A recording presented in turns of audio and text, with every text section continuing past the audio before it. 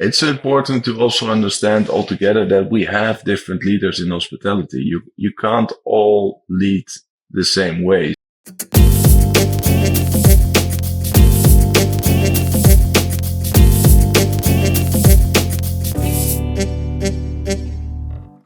So, Yaron, welcome to Lead the Experience, part of the Future of Hospitality podcast.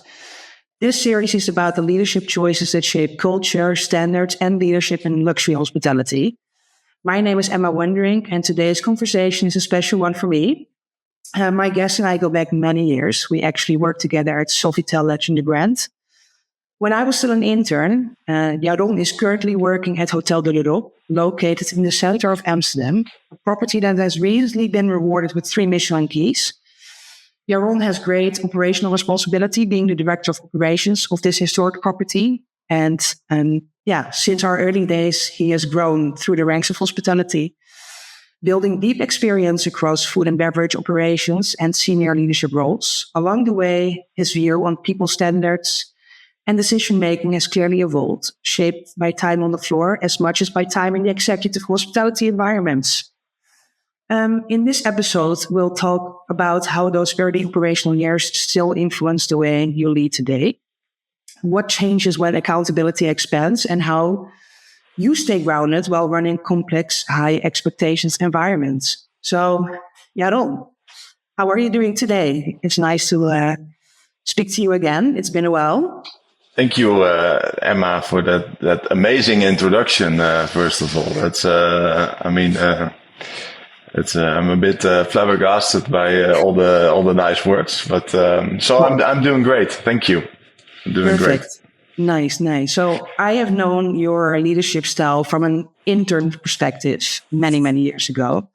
How would you say you have evolved as a leader? I think we started working together. I took a look at it today, almost a decade ago.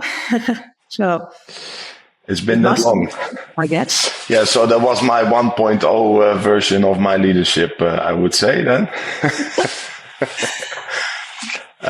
It's been a while, and it's been for myself. It's been a very interesting journey, of course.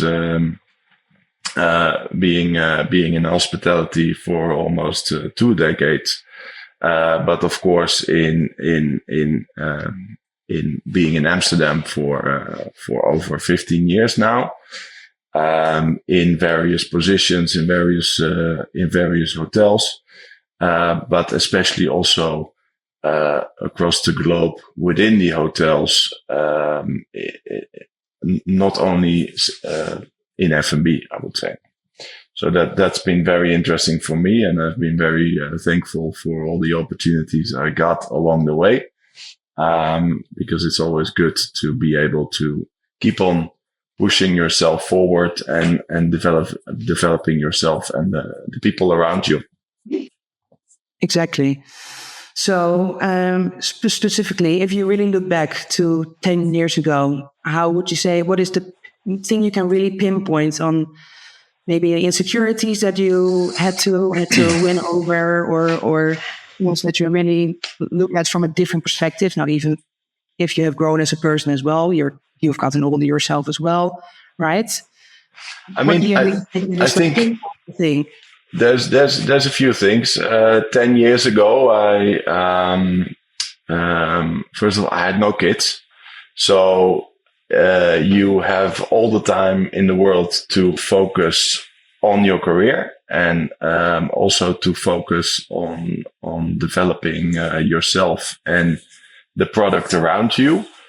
And I think especially in my early days, I also wanted to prove myself a lot. So you really push for results, and push yourself for that result. I think also if you look at it in the general sense of mentality 10, 15 years ago, the expectations were also different from yourself, but also in general in hospitality. So you also go with the flow, I would say. And I think where especially in a 5-star luxury environment, we do everything for our guests. And, you don't say no to anything. You always come up with solutions, and you learn that in a very early stage that, the only answer there is a solution and, not a problem. And I think that, that really, shaped me and also stayed with me along the way, that there is always a solution, and you're very solution driven in general in hospitality. And that, I think that's a very good thing. Myself as a leader or as a manager, as a person, I'm very direct. So my leadership style is also very direct, which is, especially when people get to know me, can be a bit intimidating. When you don't know me that well, it can be, it can be a bit intimidating, but it always comes from a good heart, I would say. So, 15 years later, I am very aware of my style. So it's not so much that I changed my style, because I think it's a very, for me, it's a very good style, because I am very direct, but I'm also very transparent. I'm very honest in that sense. So whatever answer or what you see is what you get. And I think that's, for me along the way is very important, to show people, to whether it's guests or, other colleagues or your peers, to be honest and to show them your real intentions, and not work with, second or third agendas along the way. So yes, sometimes that can be a bit, harsh. But it's always, with good intentions, and it's business. It's not personal. So we're here to improve. We're here to, improve the general, guest journey. And I think that's, from that sense, we need to take that into perspective and, act, accordingly. Exactly. So that's really been something that, obviously you just told me you've been in hospitality in general for almost 2 decades. And it is important to also evolve as a leader. But I think being a leader for a longer time, maybe over a decade already, you also have to be aware of things that are also your personality, but it's also something that you need to be aware of to also have other people understand how you lead, right? So with you say you're quite direct, but it is with intention.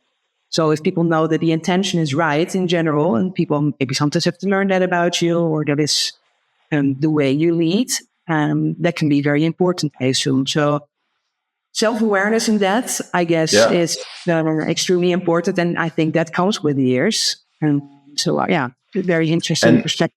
It's important to also understand altogether that we have different leaders in hospitality. You can't all lead the same way. So,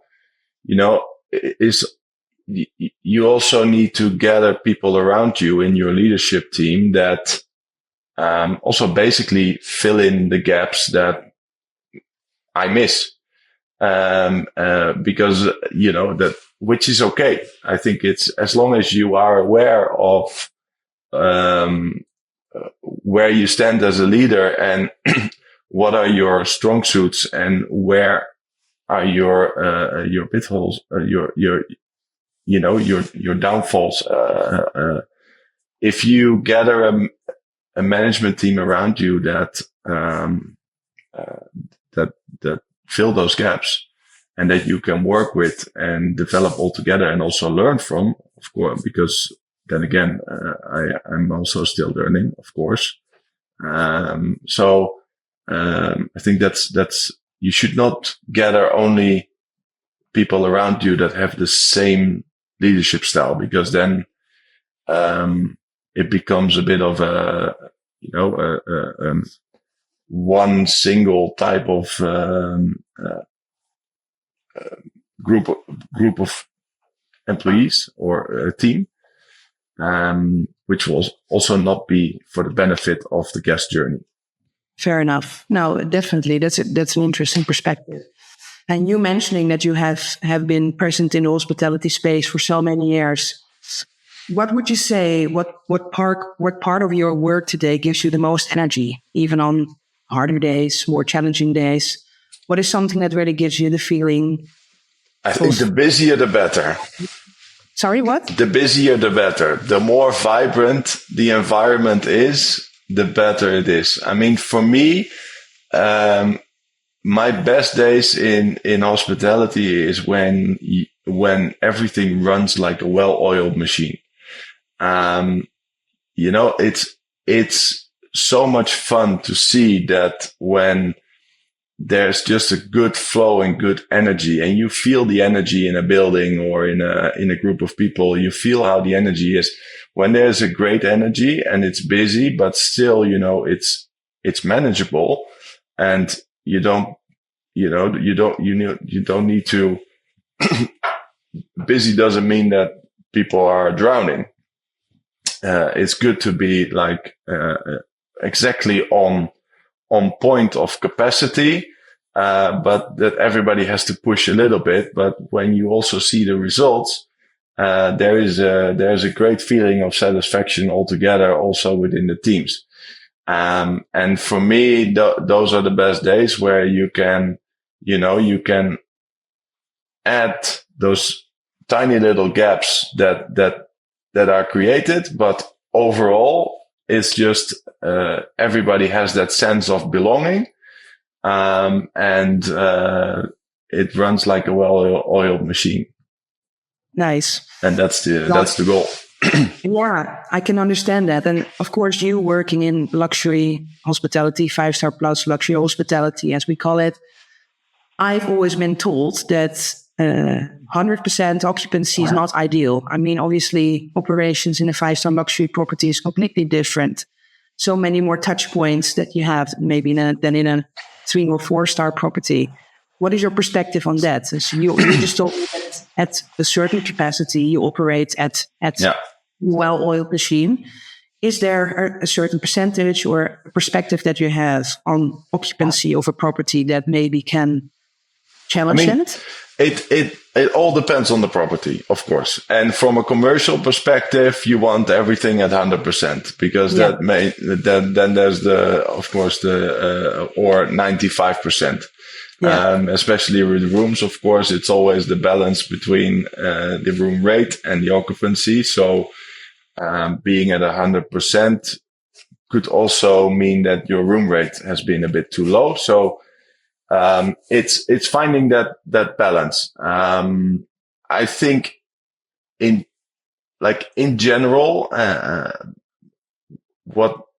from my experience in the hotels that I've worked in, let's put it that way, normally around 90%, between 85 to 90%, everything goes the best, in the best way possible. When you hit that 100%, it also means that nothing can go wrong anymore, because you have no alternatives to offer. And especially in a luxury environment, you always want alternatives to offer, because there's always guests that have certain demands, or when something breaks down, you need to be able to give an alternative, because you can't say no. So you want to be able to offer that alternative. But then again, from a commercial point of view, you want to sell that seat in the restaurant, and you want to sell that room that is vacant. So it's always a bit of a balance, I would say. But I think overall, it's very important to manage the expectations. So in your restaurants, you don't want all your guests to come and join you at the same time. And that has to be managed by the restaurant manager or by the reservation system or by whoever is in charge of doing that. But it's crucial for a good flow that the booking pace is managed. And the same accounts for it hardly happens, of course, that you go from 20% occupancy to 100% over one night. But if it happens, also there, you want a good flow in your arrival experience, because if all the guests come at the same time at 12 o'clock and the rooms are not ready, it's going to be one big mess. And then that well-oiled machine is not there.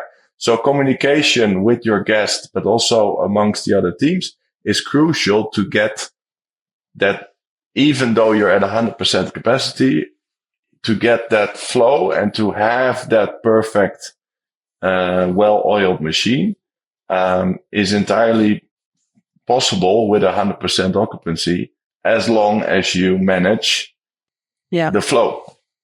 Fair enough. And as long as the communication between the teams, of course, has also been done properly to ensure that.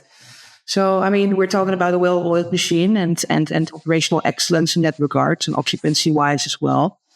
I can understand that sometimes things also, even in 5-star properties, go wrong. Looking back on your leadership role and your leadership journey so far, what leadership mistakes are you comfortable talking about now, and what stayed with you from it, or what have you learned from it, maybe? I think I'm too young to have a certain moment in time, or at least it did not happen to me that I can recall as such, where it really stayed with me for years, that I made it like this crucial, that I really did something completely wrong, and in hindsight, still, looking back on that black day in the past, where I think in general, I mean, of course, what I mentioned earlier, my directness is definitely something that has worked against me in the past. Being politically incorrect sometimes really worked against me. Being too fast in decision making and being too opinionated and outspoken about it definitely has worked against me. Although I don't think I ever regret it. I have become, of course, better at it.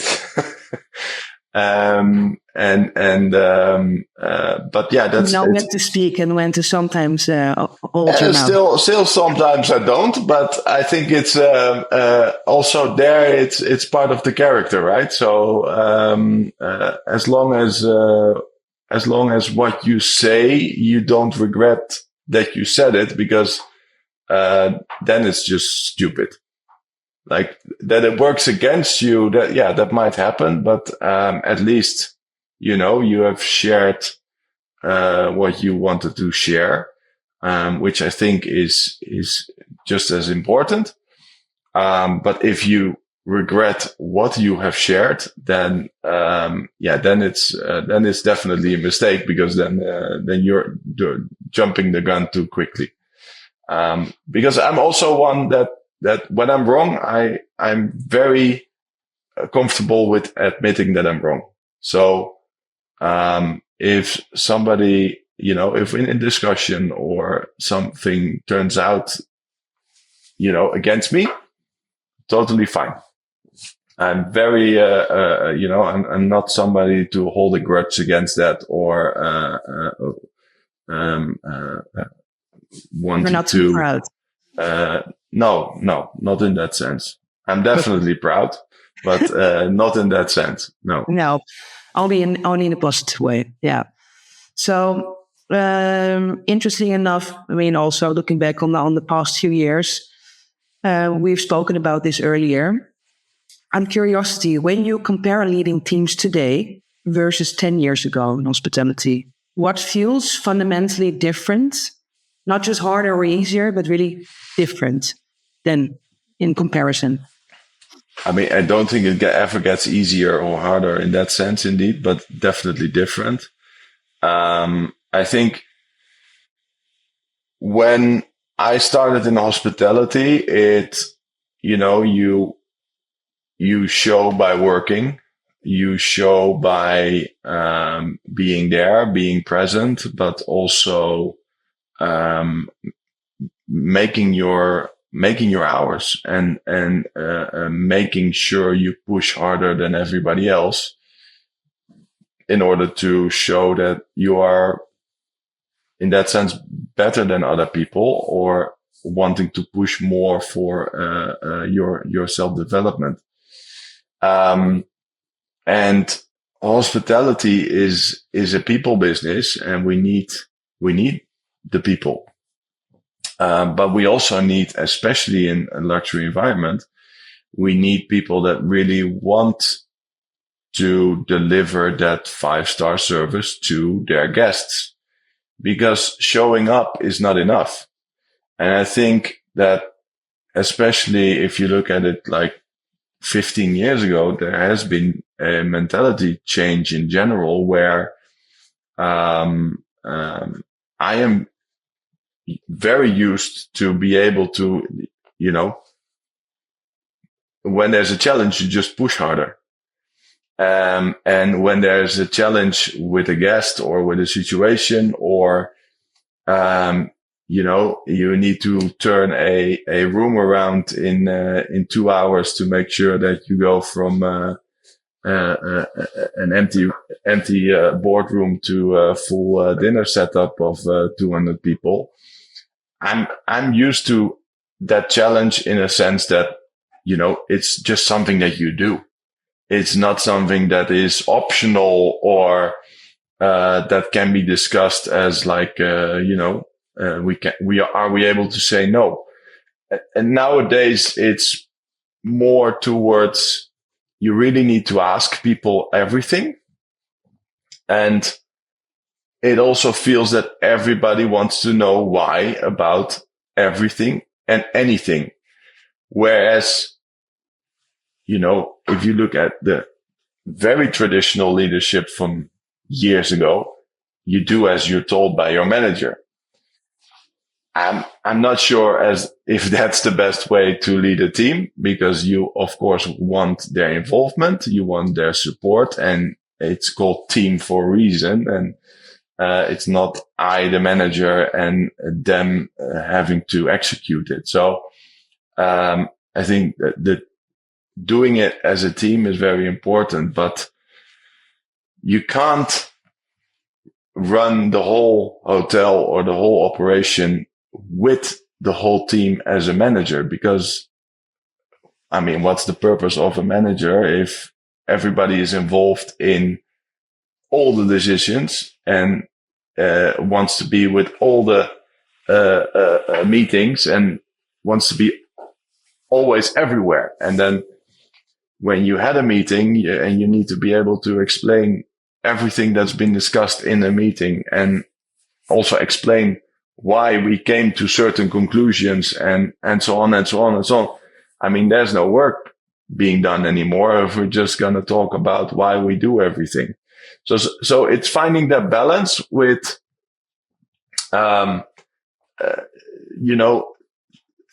giving the information that people nowadays require to work effectively.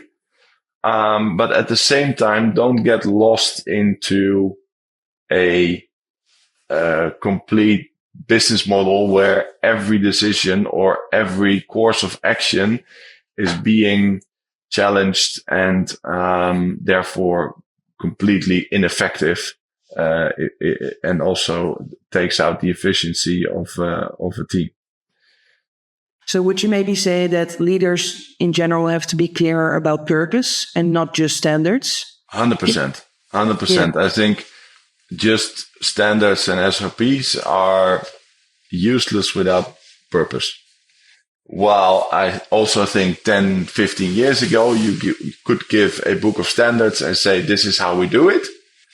And we stick to that. And it would not be questioned. Maybe in a way like, hey, can we improve it? But it would not be questioned, why are we doing this, without coming with a solution? Because there's different types of questioning, of course. And I think, questioning something, a process or a procedure with the intent to improve it is always good, because at the end of the day, there's new technologies, there's new ways of working. So we should always stay on top of the ball, but questioning it without having thought of it yourself, I mean, that's a very hard discussion to have, because if you say why I need to do this, but you have no idea why you're asking the why, then it's a very challenging situation, and that's occurring, more than 10 years ago, I would say. Exactly. So interesting point, because you've mentioned working in general. I mean, we are working with a different generation in hospitality at the moment. And you've mentioned that there's also something, how you call it, is a Generation Y. Yeah, I mean, it's, a 4-day working week 15 years ago. I mean, I don't think we ever thought about that. And when you were in, working in events, like, you did very long days. You could do days of 14 hours, 16 hours. It's not that you then say, like, the next morning, oh no, I only had like 6 hours of sleep and there's like 7 hours in between my shift. I can't be there at 7 a.m. because, there's not enough rest in between. And nowadays that's more present. Not always, but it's more present. And it's also a good thing, because, there also needs to be time for other things than just work. But it also should be a bit of a balance. And at the end of the day, we need to work to also be able to enjoy our free time. Without working, there's not a lot of enjoyment in your free time unless you're already loaded with something from the past. But the majority of us is not. So you need to work, and sometimes it looks like the younger generation prioritizes the free time over the work time. But then again, they still need to work to provide their free time. So there's a bit of it's not really balance in that regard. It's not very balanced, I would say. No, because, for example, I mean, we've worked together 10 years ago when I was working in events. And indeed, those days you're talking about, I have done many of those. And I would say, looking back on it, if I compare the two mindsets, so to say, like the Generation Y that we've talked about just now, I see that around me as well. And I do think it is a good thing as well, being more aware of the time that you rest, the time that you sleep, the time that you are able to process the day that you've had, to also think about things, process them indeed, but also maybe learn from certain things. Because if you are just focused on working 7 days, having 8 hours of sleep in between, I don't think that is the most ideal situation. But also looking back on it, when you are younger, I think I was around 16, 17, 18 years old back then. I do look back on those days really having shaped my mentality now as well, because my perspective is different. If I look ahead of me, when I have a busy week, next week, for example, I feel more confidence in myself as well, having known that I've been through those times as well. I think it's really also a mindset thing. So do you also maybe agree that I think it is a good thing to take the Generation Y into consideration, but also to look at those really, really hard days and maybe find a middle way? But I think you summarized it perfectly. I mean, for me, I loved those days, and still looking back on it, I really love that period where you do all these events and you just keep on going. And yes, of course, after a high season of 3 months in a row, you are exhausted and you do need a holiday break. And then after 2 weeks of being at the beach, you could go again. And that also has to do with your age, of course, but I completely agree that it shapes you as well into having a mindset where, you have busy days and you have more balanced days, which is good. And while you get older, you find that balance more and you prioritize different things in life. But I do truly believe that it's very important to have that period when you are young, when you are very capable of doing it, and when you don't need that much sleep when you're young, to push a bit harder than you're comfortable with to begin with. And I think pushing that pushing is missing now, because there's a quicker, the people are quicker in resistance to it. So they also don't challenge themselves in that sense to see until where they can go and also get that mindset. Right. If you don't challenge yourself enough, you don't know sometimes how far you can go, right? It also gives you a certain confidence rest of your career as well. Absolutely. So, it's an interesting perspective. And I think also for the new generation, that is something to maybe think about. And it defines itself when there's you have two types of people. When we're hitting 100% occupancy or a major event. Right. You have a group of people that really looks forward to it and says like, can't wait for all those people to come here. When we have like an event of 500 people, it's going to be so much fun. And you have a group of people that is really like, stressed about it because will everything go right? So many people, so many events, so many this, so many that. Exactly. And I think it's very important to try and shape yourself in a way that you look forward to those moments, because you also have way more fun that way. Exactly. Interesting perspective. So when leadership decisions backfire, I guess in all those years you have made maybe certain decisions, or you have seen decisions being made that maybe backfired. Or did not work out in the way that you hoped they would have worked out. Is there a general thing, or is there usually something that you find missing, that was missing in hindsight?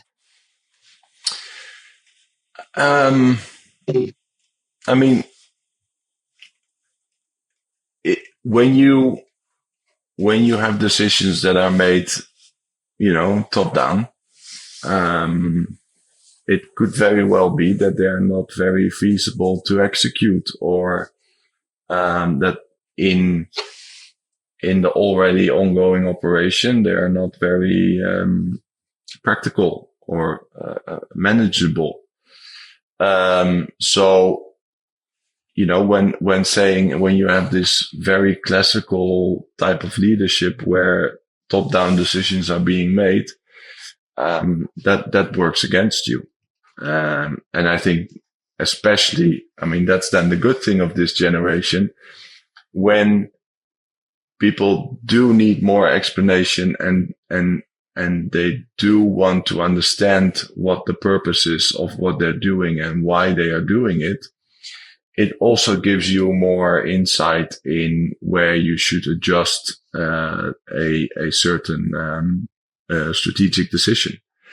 but overall, I think it's very important, that you keep your eyes on the horizon or reach for the stars and not be blindsided with too much, ad hoc decision making or, too much daily challenges, because you need to trust your leadership teams that are behind the desk or in the restaurant or wherever.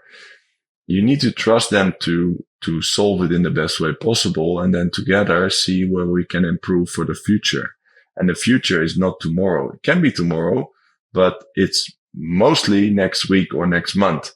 And when you're making decisions too radical, they mostly backfire, because you focus too much on the problem that is then occurring, and you're not taking the full scope of the decision or the change in strategy that you make. And I think in the past, that's always has been a bit my struggle, where,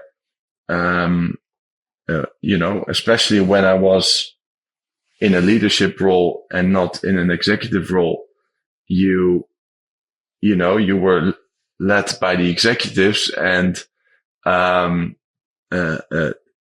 being too sensitive for all ad hoc changes, really disrupts a leadership, team in general, and the operational teams. So for me, that is really something which I'm very mindful of not being too invested in really, the day-to-day, how do you say it? Like day-to-day, I would not say day-to-day management, because of course it is day-to-day management, but not being too, not nitpicky or too exactly nitpicky would be good. Yeah. But do you also think, because I have been in a leadership position as well, but also have been operational for a very long time, do you think it's also very important as a leader getting instructions from the executive team, as you are now in executive role, but before, when you were not? Do you think you should also sometimes be pushing the brakes a little bit from the expectations being set from the executive team, filtering those expectations through as a leader to your team? Because too radical of a decision can also, if those decisions are being made too radically, too often, I can also imagine that the team loses trust in a leader, right? If things are backfiring. Yeah, absolutely. I think the people in the leadership teams, those are the ones really taking the heat on a daily basis, because they're in between. They're in between their operational team, and they're in between the executive team. And they're always, I think those are really, I don't want to offend anybody, but those are really the most challenging roles in any business, where you are responsible for a team, but you still have to be responsive to what the people above you say. And coming from myself from a very broad spectrum of operational roles, I always try to keep this in mind. And I always, when you talk with your leaders and you don't want to be unrealistic when you say, like, this has to be solved today or tomorrow. It needs to be manageable. And, you can jump very high and say, I want it solved. But if you set an expectation which is not reasonable, it's not going to happen. And it's only going to lead to a lot of frustration with your leadership team. Your leadership team is going to be frustrated towards their operational team, and your operational team they don't know why everybody is frustrated, but they will get frustrated because everybody around them is frustrated. So you need to be very mindful of when you want things to be done and how you want to have them executed. So accountability is a very important aspect here, where you, together with your leadership team, you set a certain, you make an agreement, you set a standard, you take a strategy, but also, the timing needs to be discussed, and but when discussed, people also need to be held accountable, and that's also something which is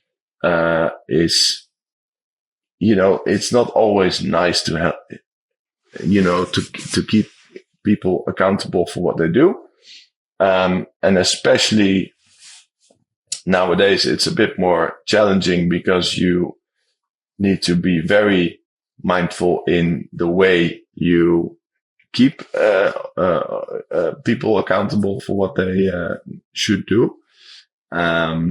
But yeah, important to see where we can support them to make sure that, we follow through. Yeah. So, but do you think hospitality has become too cautious in its leadership approach, or is that a necessary Sometimes, response yes. to today's workforce? Yeah, but it's the chicken and the egg. So if the softer you become as a leadership team or as an executive team or whoever, but the more softer you go, the more softer the workforce is going to be in 2 years, in 3 years. Like, it all slides down in that sense. So, I think we should be, sometimes should be able to be a bit more strict and direct and, tell it how it is, because it is what it is, and there are things necessary, right? There's sometimes yes. really decisions that are necessary, especially in luxury. Sometimes you don't have to like every decision. It's not optional to like it or dislike it. Sometimes it's just, it is what it is. And we can explain why we made that decision. And, you can understand it. You can question it and we can talk about it. But at the end of the day, it's the decision. The decision has been made. So, we need to execute it and we can adjust accordingly, but we still need to execute it. So, that sometimes, I think is misinterpreted, with decisions. They're not optional. We need to go in a certain direction. Otherwise, change is always the biggest fear of everybody, right? So, you want to keep it in the same direction. You want to keep the same work, but we need to change. With all the technology that's going on around us, with AI, of course, and now we said it because it's mandatory to say in every call that, AI is there, but, it is there. And I think we in hospitality are in general very far behind. And of course you have a few very nice companies and very, future-driven companies in place. But in general, I think we're still very, very much behind. And that has two reasons, because we're a people business. So it's very hard to have that taken over by AI.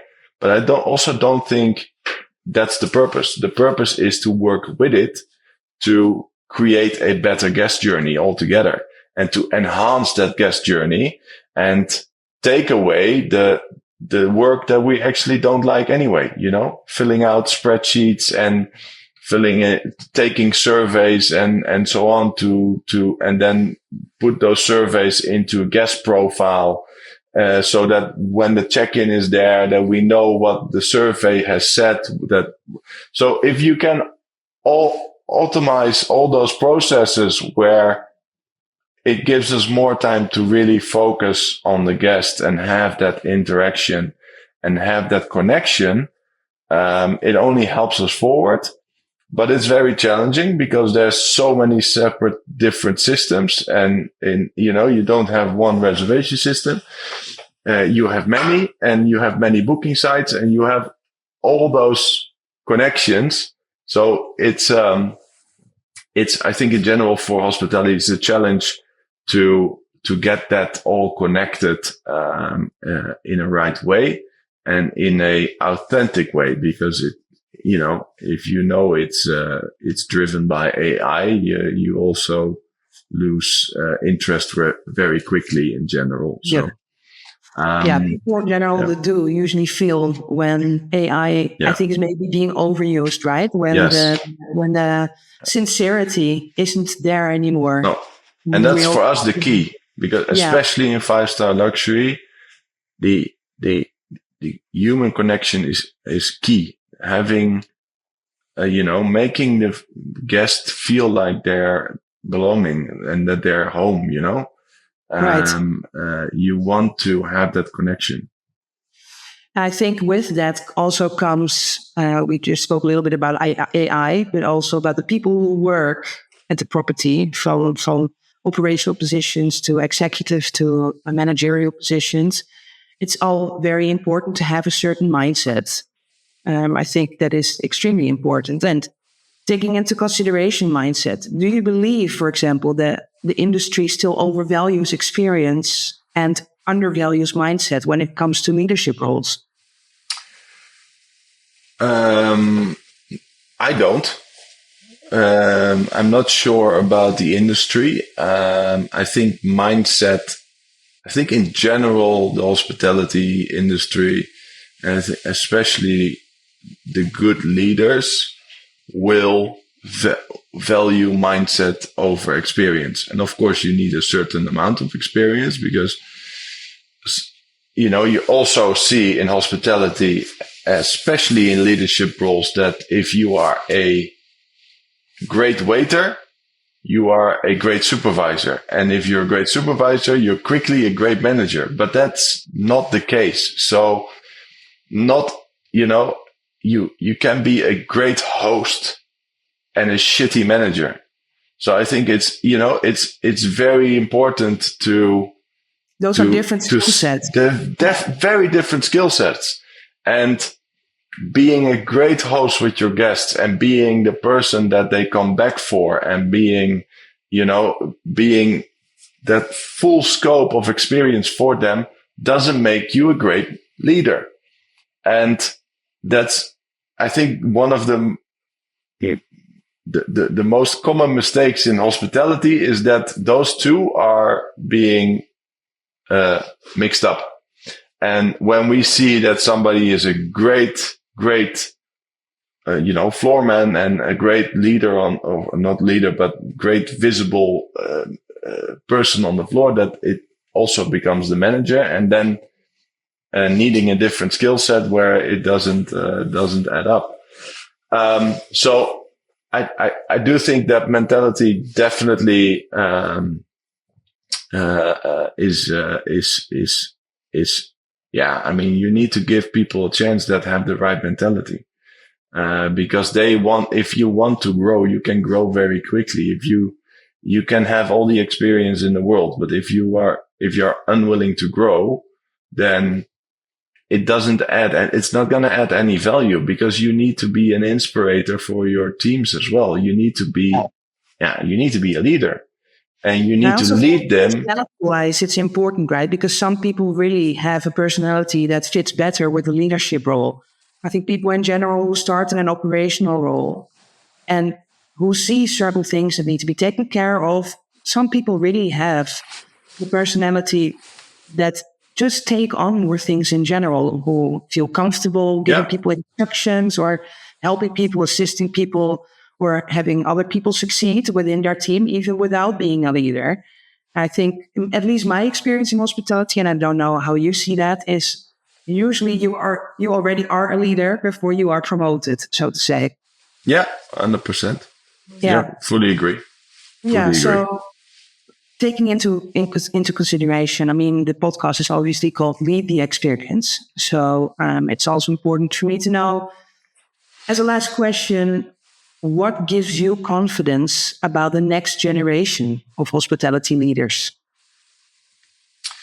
I think especially, I mean, it's what you just said. You have a large group of people that want to do more and want to do better.